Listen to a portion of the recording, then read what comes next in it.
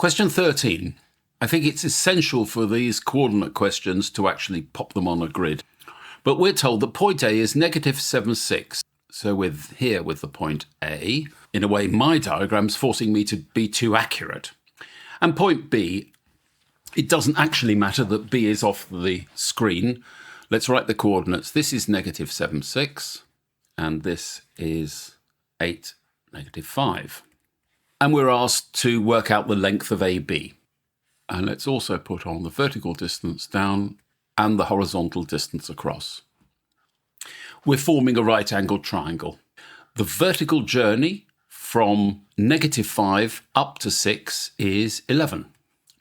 The horizontal journey from negative 7 up to 8 is 15. And we've got a simple Pythagorean problem.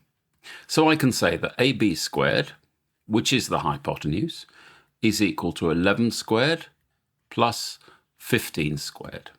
You probably know both of these squares. This is 121 plus 225, and that's equal to 346. So therefore, AB equals the square root of 346, which if you look that up on a calculator is 18.6 to 1 dp. And that's your answer.